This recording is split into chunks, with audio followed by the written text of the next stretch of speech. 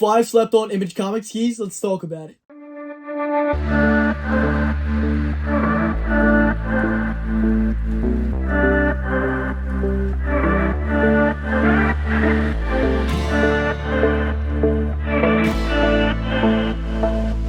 Don't forget to follow me on Instagram and Facebook for more daily content. More of that at the end. I want to talk about 5 books I think are super slept on, published by Image Comics. And I won't show all the eBay souls here like I normally do on these spec talks, just because all these I find in the dollar bins at my LCS all the time. All my LCS, I see them everywhere.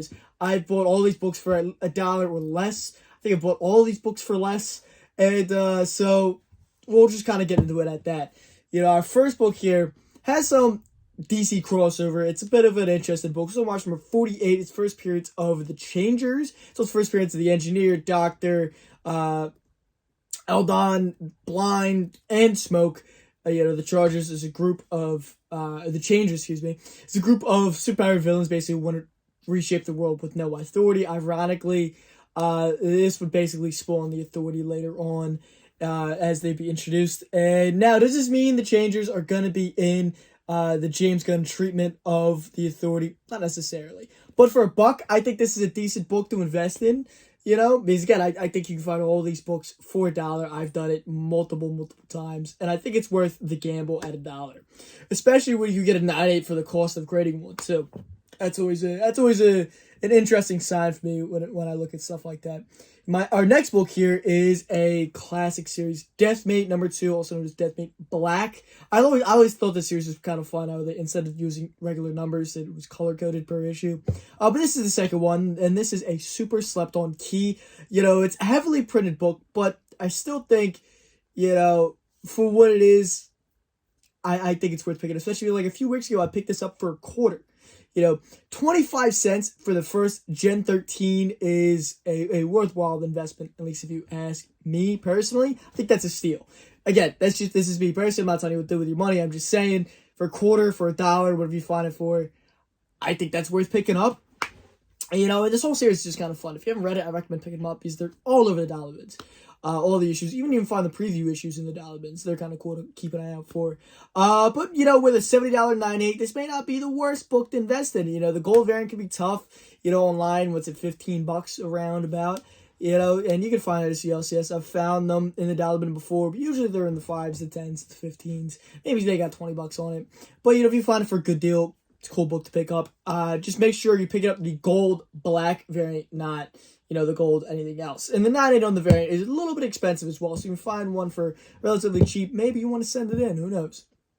I think that's a super slept on book. Gen 13's a classic team of superheroes with a huge fan base. I know a lot of guys come in to look for, especially the Campbell issues, stuff like that. And I think Gen 13 have a lot of possibilities in the future for adaptations and stuff like that. So it's just a book to keep in the back of your mind when you're digging through those cheap bins. And our next book is another one of those, Clone #1, the preview for a solid Skybound book. As we know it, Clone is it could be coming to live action very soon. An Italian production company has picked it up for an Italian series. But I imagine it's going to get dubbed and at least ran in English, especially since Sony's involved. But I think it's a great series to adapt, especially for the Italian market. I think it has a lot of bones to it, As you might say, it's one of my favorite Skybound series to date. I think it's just kind of a fun read. This also has a preview in Walking Dead 103, which is another book you can find in Dalman's little additional book there. And there's some variants to Clone #1, including a SDCC reprint. But somehow, a wicked expensive 9.9 sales have gone for both a cover and some variants. But the 9.8, for seemingly any cover I see on GPAs, under graders cost for the most part there. Meaning 9.8 is cheaper outright to buy than it would be to send a book in to maybe get a 9.8. Or maybe get a lower grade. So why not just buy the 9.8? What's the point of going through the whole hassle of submitting a book when you could just buy one for less than submitting it? It just makes sense. Especially because it's a 9.9 is so unpredictable. There's no point in sending one in, at least in my opinion, to try and get that 9.9. But, it's just a neat book, and it's worth taking a crack at if you can find it for $1. I found a couple of these copies, and I found some of the variants. I believe in the dollar bin before as well. So that's just a cool book. You probably put the whole series together in the dollar bin. It's a fun read. I recommend it even at just that. Now, number 4 on the list here is Skullkickers. Skullkickers has been in development since 2020. Now, it might be a bad sign, but look, again, we're talking about dollar books here.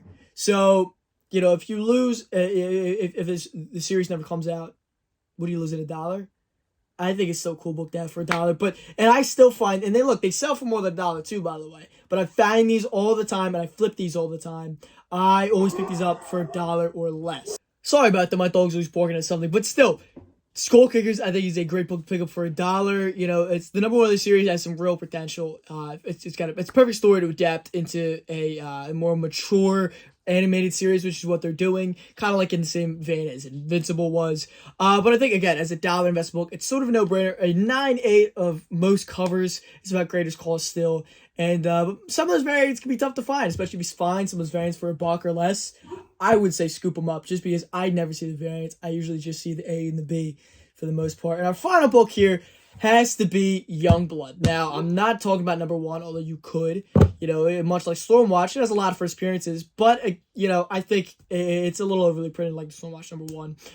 Number 2, which you could also make an argument for being on this list, is for Shadowhawk and Prophet. That's a big book.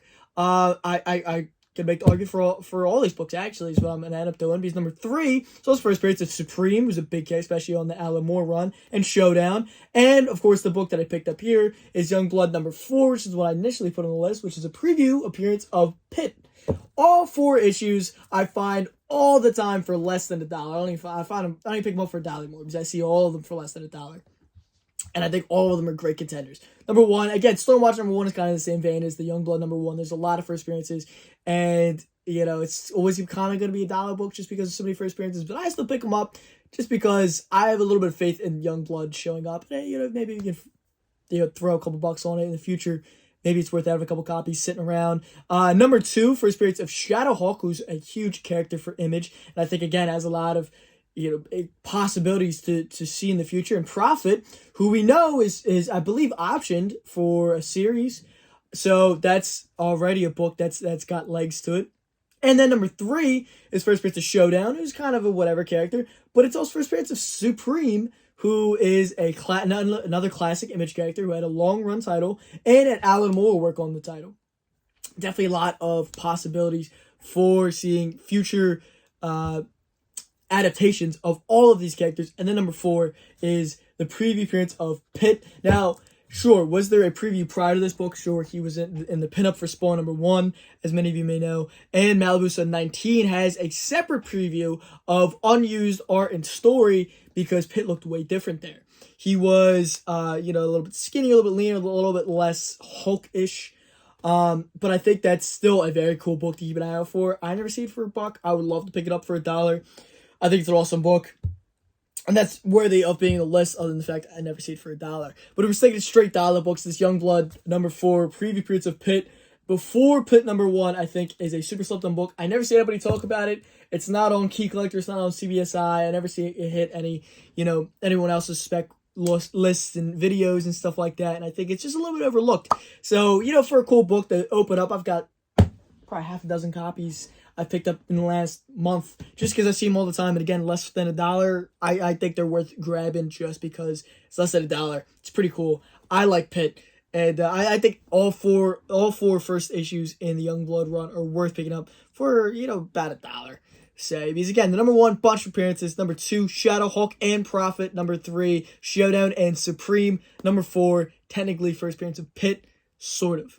True, I would argue this and the Malibu Sun 19 I put on the same level, just because Malibu Sun 19 is more, I think more novelty, kind of cool, because it's actually a different version of Pit in there. This first appearance of the true Pit, and then number 1 is his first full appearance, I guess you could say. But I think these are all very cool books to keep an eye out for. Hopefully you enjoy. Let me know down below what books you think are super undervalued for Image right now. And maybe if you picked up any of these recently, let me know. If you haven't already, follow me on Instagram, Facebook, and YouTube for daily content. I put up multiple shorts on here every day. I put up, posts throughout the week on Facebook and Instagram. I do a series called Tales from the Hunt, where I talk about, actually hunting for the stuff, what I found, some stuff I didn't pick up, instead of just the regular haul videos that you get on YouTube. So go follow me. It's all linked down in the description. Of course, join the Facebook group Fandoms Unleashed, where you get a behind the scenes look on us, comics, great discussions about anything in the the nerd realm, whether it's anime, movies, comic books, whatever you just bought. You can go in there, post yourself, whatever. Stuff coming up in there multiple times a day. I got a lot of plans going forward for Fandoms Unleashed, and of course, I put polls up for upcoming YouTube videos. If you want to see any specific videos, you go in there and you can vote. This one actually won the vote. So after this goes up, I'm probably going to put up another poll, I think the same day this goes up. So make sure you rock all over to Fandoms Unleashed and participate in the poll and figure out what some of the next videos will be coming up on the channel. And until next time, peace. I'll link that in the description.